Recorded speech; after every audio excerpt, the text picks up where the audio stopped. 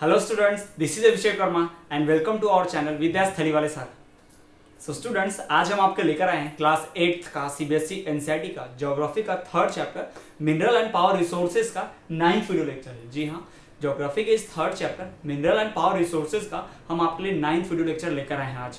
इसके पहले इस चैप्टर के हम 8 वीडियो लेक्चर ला चुके हैं, जिसमें हमने कोल के बारे में, मिनरल्स के बारे में, साथ ही साथ मिनरल्स का एक्सट्रैक्शन, टाइप्स और डिस्ट्रीब्यूशन की बात की है। और इसके पहले वीडियो लेक्चर हमने 8th वीडियो लेक्चर में कन्वेंशनल सोर्सेज ऑफ एनर्जी, जिसकी कोल और फॉसिल फ्यूल्स के बारे में हमने बात की है, जिसमें हमने कोल के एडवांटेज और डिसएडवांटेज भी पढ़े थे। और आज के इस वीडियो लेक्चर में हम कवर अप करेंगे हमारे दो टॉपिक, जो कि हैं पेट्रोलियम और नेचुरल गैस। और साथ ही साथ हम ये भी देखेंगे कि पेट्रोलियम गैस, जो नेचुरल गैस और पेट्रोलियम है, उनका एडवांटेज और डिसएडवांटेज क्या है, खासकर नेचुरल गैस के बारे में। तो आज का वीडियो बहुत ज़्यादा अमेजिंग और इंटरेस्टिंग है, साइंस से पूरा रिलेटेड है, तो साइंस के चैप्टर समझने में बहुत हेल्प होगी। तो वीडियो के एंड तक बने रहिए और इस वीडियो को ध्यान से देखिए। तो चलिए बिना कोई समय गवाए आज के इस अमेजिंग वीडियो को हम शुरू करते हैं। सो स्टूडेंट्स, सबसे पहले हम बात करेंगे पेट्रोलियम और नेचुरल गैस के बारे में। जी हाँ, हम नेचुरल गैस का एडवांटेज और डिसएडवांटेज को भी पढ़ेंगे कि उसका एडवांटेज क्या, फायदा क्या, इस्तेमाल करने से नुकसान क्या है। लेकिन उसके पहले हम बात करेंगे किसकी, पेट्रोलियम की। जी हाँ, पेट्रोलियम क्या होता है, ये इसका वर्ड, जो पेट्रोलियम वर्ड है, कहाँ से ऑरिजिनेटेड है, पेट्रोलियम मिलता कैसे, पेट्रोलियम का दूसरा नाम क्या है, क्या होता है, किस तरह से यूज क्या है, सारी बातें हम डिस्कस करने वाले हैं। तो चलिए सबसे पहले हम बात करते हैं पेट्रोलियम की। पेट्रोलियम जो होता है वो थिक ब्लैक लिक्विड होता है। थिक मतलब क्या, गाढ़ा, ब्लैक काला लिक्विड समझ रहे होंगे आप। ठीक, काले कलर का जो आता है लिक्विड, जिसको आप डामर तेल जैसे ही बोलते हैं ना, बिल्कुल गाढ़ा होता है, एकदम विस्कस लिक्विड होता है, एकदम गाढ़ा, थिक ब्लैक लिक्विड होता है। ठीक, और ये जो पेट्रोलियम है, ये वर्ड लैटिन वर्ड से ओरिजिनेटेड है। लैटिन का एक वर्ड है जिसका मतलब होता है पेट्रा और ओलियम, यानी पेट्रा वर्ड से और ओलियम वर्ड से पेट्रोलियम को ओरिजिनेट किया गया, निकाला गया है। और पेट्रा का मतलब होता है रॉक और ओलियम का मतलब ऑयल। ठीक, ओलियम का मतलब क्या होता है, oil. Petra means rock, oleum means oil. Rock का ऑयल, यानी रॉक में से निकलने वाले ऑयल को क्या कहते हैं, पेट्रोलियम कहते हैं। तो आपको ध्यान क्या रखना है, petroleum is a thick black liquid which is known as petroleum, which is this petroleum word is originated from the Latin word petro and oleum. Petro means rocks and oleum means oil. तो ये आपको ध्यान रखना है। Petroleum के बारे में इतनी इन्फॉर्मेशन दे दी हमने आपको, ये तो हम इसकी बात कर ले हिस्ट्री ओरिजिनेशन की। ठीक, चलिए अब हम बात करते हैं कि इसको निकाला कैसे जाता है। तो पेट्रोलियम जो है, मिनरल ऑयल जो है, लिक्विड फॉर्म में होता है। तो लिक्विड के लिए क्या इस्तेमाल करते हैं, ड्रिल। जी हाँ, हमने एक्सट्रैक्शन ऑफ मिनरल्स में पढ़ा था कि माइनिंग करते हैं, क्वायरिंग करते हैं, ड्रिलिंग करते हैं, सारी चीजें हमने पढ़ी थी, है ना। तो ड्रिलिंग क्या करते हैं, ड्रिल मतलब सर्कुलर स्पेरिकल गोल ट्यूबवेल जैसा, बोरवेल जैसा गड्ढा बनाना, है ना। इसको बोरिंग करने जैसा होगा, इसको फावड़े से मशीन से खोदा नहीं जाएगा ना, माइंस की तरह नहीं होगा, ड्रिल किया जाए। ड्रिल मतलब आप देखते हैं स्क्वायर ड्रिल मशीन कैसी होती है, उसमें बड़ा सा नीडल जेट पॉइंट होगा और वो रोटेट होता है। ऐसा इससे करता है कि लिक्विड को निकालने के लिए ना ड्रिलिंग प्रोसेस की जाती है। तो हमारा जो पेट्रोलियम है कौन से फॉर्म में है, थिक ब्लैक लिक्विड, अभी पढ़ा हमने। तो इसको किस प्रोसेस से निकालेगा, ड्रिलिंग से। जी हाँ, तो इसको ड्रिल करके निकाला जाता है। और एक बात आपको बता दें कि पेट्रोलियम जहाँ फाउंड होता है ना, वहीं पर नेचुरल गैस भी फाउंड होती है ना। अब इसके ऊपर हम बाद में आएंगे, फिलहाल हम पेट्रोलियम की बात करते हैं। तो आपको ध्यान रखना है कि पेट्रोलियम जो है वो अर्थ के रॉक्स के नीचे या सी में, सी जो भी होता है ना, समुद्र, ओशियंस, उनके जो बॉटम लेवल है उसके नीचे लेयर्स में, रॉक्स के लेयर्स में पाया जाता है। तो रॉक्स को ड्रिल करते हैं और पाइप्स के थ्रू उसको सक कर लिया जाता है, निकाल लिया जाता है पेट्रोलियम। ठीक है, तो कैसे, drill from oil fields. Oil fields मतलब क्या होता है, तेल के जो कुएं होंगे जहां से ऑयल निकलता होगा, ऑयल के वेल्स होते हैं ना, वहां से निकाला जाता है। ऑयल फील्ड से ड्रिल करके निकाला जाता है। ऐसे नहीं कि गए माइन से खोद लिया, माइनिंग कर ली, ओपन कास्ट माइनिंग कर ली, शाफ्ट माइनिंग कर ली, ऐसा नहीं, माइनिंग कर ही नहीं सकते क्योंकि तो लिक्विड है ना। माइनिंग तो सॉलिड के लिए किया जाता है, तो लिक्विड निकालना है तो ड्रिलिंग किया जाएगा। ड्रिलिंग कैसे होगी, ऑयल फील्ड जो भी होंगे ना वहां से ड्रिल कर लिया जाएगा। ठीक, और अधिकतर जो तेल मिलता है, मिनरल ऑयल जो मिलता है, मिनरल ऑयल की बात करें ना, अधिकतर मिनरल ऑयल्स हमें कहाँ से मिलते हैं, तो वो समुद्र के आसपास ही मिलते हैं, यानी कि ऑफशोर एरियाज में रहेंगे, कोस्टल एरियाज में रहेंगे। समुद्र किनारे वाले एरियाज में उससे थोड़ी दूर मिलेंगे समुद्र के अंदर, या फिर कोस्टल एरिया, समुद्र किनारे वाले एरिया में मिलेंगे। तो मिनरल ऑयल फाउंड होने की जो पॉसिबिलिटी है सबसे ज्यादा कहां पर होती है, सबसे ज्यादा पॉसिबिलिटी मिनरल ऑयल फाउंड होने की पॉसिबिलिटी होती है कहां पर, हमारे कोस्टल एरियाज में, ऑफशोर एरियाज में। तो ये बात आपको ध्यान रखनी है। ठीक, coastal areas and offshore areas are the areas where mineral oil और पेट्रोलियम इज फाउंड। जी, पेट्रोलियम का दूसरा नाम भी मिनरल ऑयल, ये भी ध्यान रखिए। पेट्रोलियम जो है कहाँ मिलता है हमें, कोस्टल और ऑफशोर एरिया पे, ध्यान रखिए बिल्कुल सही तरीके से। ठीक, हमारे इंडिया में जो सबसे फेमस की बात करें हम, जो बहुत ज्यादा फेमस है मिनरल ऑयल के लिए, पेट्रोलियम के लिए, तो है बॉम्बे है। जी हाँ, बॉम्बे एक एरिया है जो महाराष्ट्र से आपने बॉर्डर पे देखा होगा ना, जैसे कि ये महाराष्ट्र बॉर्डर है कुछ इस तरह से, ऐसे इंडिया का है। तो यहाँ पर से कुछ दूर पर समुद्र में एक जगह है जिसको बोलते हैं बॉम्बे हाई बोलते हैं, ठीक है। वहीं से बहुत सारा पेट्रोलियम निकलता है। अभी पेट्रोलियम क्या है, कई चीजों का मिक्सचर है। पेट्रोलियम में बहुत सारी चीजें मिक्स होती हैं, जैसे केरोसिन हो गया, उसमें डीजल हो गया, पेट्रोल हो गया, ये सब मिक्सअप होता है, तो उसको अलग अलग निकालते हैं। देखिए हम आपको डायग्रामेटिकली समझा सकते हैं यहाँ पर कि पेट्रोलियम कैसे ऑपरेट नहीं किया जाता है, कैसे पेट्रोलियम निकाला जाता है। तो एक्चुअली जब पेट्रोलियम निकाला जाता है, एक तो बहुत ही थिक विस्कस गाढ़ा लिक्विड होता है। कैसा लिक्विड होता है? थिक विस्कस गाढ़ा लिक्विड होता है। तो आप ध्यान रखिए, इतने हमारा डायग्राम इतना अच्छा तो नहीं है, ड्राइंग इतनी अच्छी ड्राइंग तो कर नहीं पाते, पर फिर जो समझे आप ध्यान रखिए। एक बड़ा सा चेंबर होता है, आप ऐसा सिलेंड्रिकल समझ लीजिए, ट्यूब जैसा। उस चेंबर में क्या होता है, अलग अलग सेक्शंस बने होते हैं, अलग अलग कॉलम, है ना, कुछ ऐसे कॉलम बने रहेंगे, अलग अलग कॉलम बने रहेंगे। आप ऐसे समझ लीजिए कि ट्यूब की तरह सा कुछ कॉलम बना रहेगा, ठीक। तो ऐसे ऐसे कॉलम बने रहेंगे इसमें, ठीक है। अब होगा क्या, यहाँ पर सारा जो मिनरल ऑयल निकलता है, black liquid, thick black liquid, उसको नीचे रखा जाता है और फिर यहाँ से हीट की जाती है। यहाँ से क्या किया जाता है? हीट। तो अब क्या होता है, जो पेट्रोल है, जो डीजल है, केरोसिन है, ये सब मिक्सचर होगा, है ना। पहले पेट्रोल, डीजल, केरोसिन, ये सब मिक्सचर होगा, सब मिक्स होगा, एक साथ मिलकर मिला रहेगा। तो जब हीट करेंगे ना, तो पेट्रोल जल्दी भाप बनेगा, तो पेट्रोल क्या हो जाएगा, यहाँ आके फट से जमा हो जाएगा। फिर थोड़ा और गर्म करेंगे तो थोड़ी देर बाद डीजल भी भाप बन जाएगा, तो ज्यादा भाप बनेगा, तो उसका मेल्टिंग पॉइंट कुछ और है। तो यहाँ पर आकर देखिए, इस चेंबर का टेम्परेचर मान लीजिए 1000 डिग्री है, इसका टेम्परेचर 1500 डिग्री है, इसका 2000 है, इसका 5000 है। तो जो चीज 100,000 पे क्या, 1000 डिग्री पे क्या हो जाता होगा, भाप बन जाता होगा, वो यहाँ के जमा होगा। जो 1500 पे बनता होगा वो यहाँ के जमा होगा, और जो 2000 पे यहाँ पे, 2500 पे यहाँ पर, यानी अलग अलग कर लिया हमने इसको। कैसे?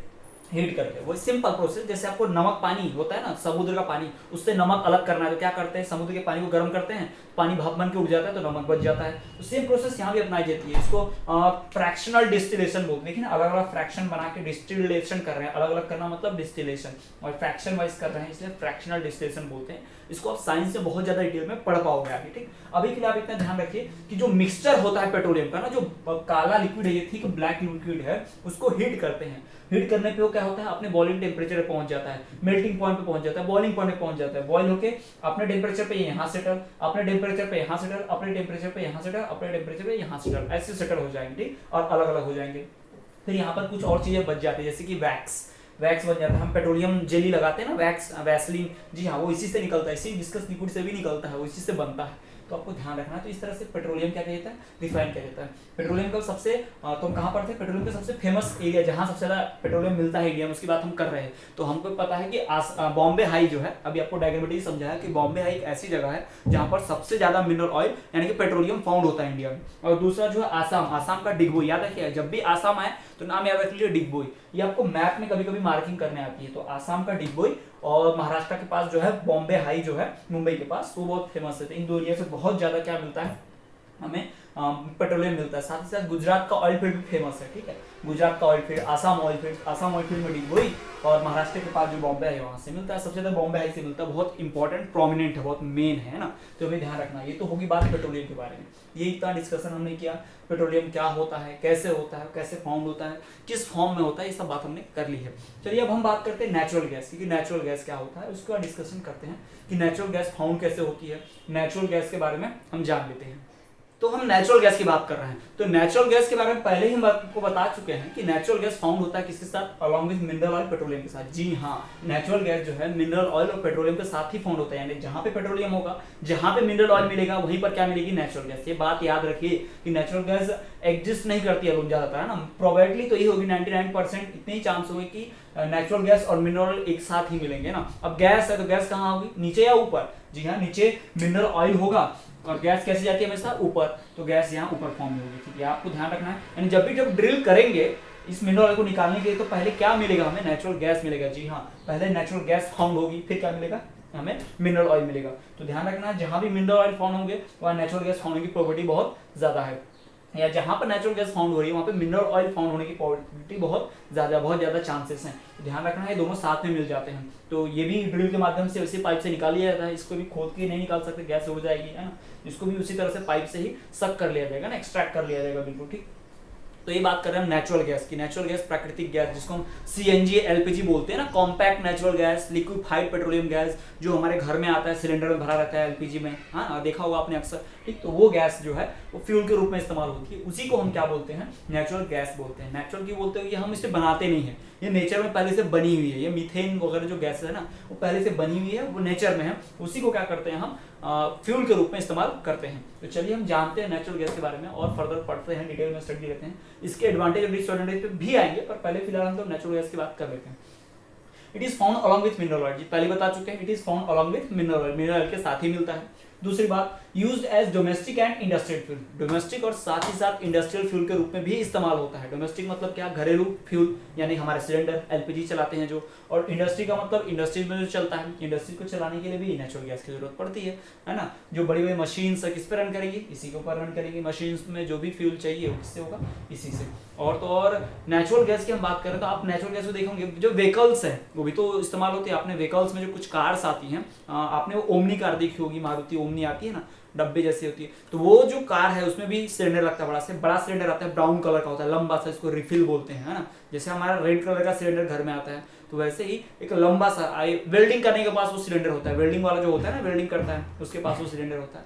तो ये लोग क्या करते हैं, उसका इस्तेमाल करते हैं व्हीकल्स को रन में। आजकल सीएनजी की गाड़ियां, सीएनजी की बसेस बहुत फेमस हो रही हैं, है ना, उनको प्रचलन ज्यादा हो रहा है, क्यों, क्योंकि ये पॉल्यूशन नहीं करती हैं उसको जला पे। अपने घर में देखिए, जब हम लकड़ी वाला चूल्हा चलाते हैं तो कितना पॉल्यूशन होता है, हम केरोसिन से स्टोव जलाते हैं तब भी धुआं निकलता है, कम निकलता है लकड़ी से, पर निकलता है। और फिर जब हम गैस चालू करते हैं अपना गैस स्टोव, तब आप देखते हैं धुआं बिल्कुल नहीं निकलता है ना, थोड़ा सा भी धुआं हल्का सा पता चलता है, लेकिन ज्यादा धुआं नहीं दिखता है, less pollution as compare to firewood और दूसरे फ्यूल जैसे कि केरोसिन वगैरह की हम बात करें तो।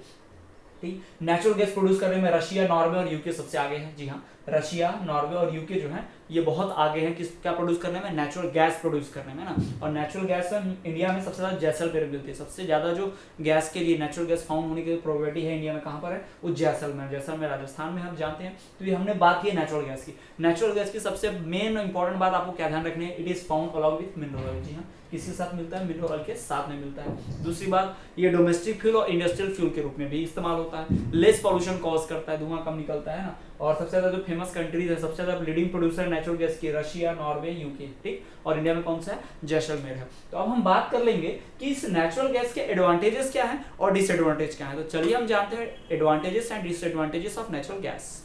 सो स्टूडेंट्स, हमें बात करनी है नेचुरल गैस के एडवांटेजेस और डिसएडवांटेजेस की। जी हाँ, इसके फायदे और नुकसान की हम बात कर लेते हैं। सबसे पहले बात करते हैं एडवांटेज की, तो इजी टू ट्रांसपोर्ट। जी हाँ, ले जाना बहुत आसान है गैस को। आप देखते हैं महीने भर का सिलेंडर, 2 महीने का पूरा जो फ्यूल है सिलेंडर, एक दूसरे सिलेंडर में आ जाता है। हम जो तक सिलेंडर देखते हैं उसके अंदर आ जाता है और उसको 2-2 महीने चलाते हैं। जबकि अगर वही ऑयल इस्तेमाल करेंगे, तेल, तो ज्यादा स्टोर करना पड़ेगा, उतने से तेल में नहीं हो सकता, ठीक। तो इजी टू ट्रांसपोर्ट है। कोयला पूरा भर भर के जाना पड़ेगा, बोरी भर के, कई बोरी भर के कोयले से खाना बन पाएगा। देखिए आपकी गैस में थोड़े से काम हो जाएगा, ट्रांसपोर्ट करना बड़ा आसान है। इसको उसी तरह ट्रक में भर दीजिए, टैंकर्स में, या फिर ट्रेन जो आती है, ऑयल टैंकर वाली ट्रेन आती है, उसमें भर दीजिए, आराम से ट्रांसपोर्ट हो जाएगा।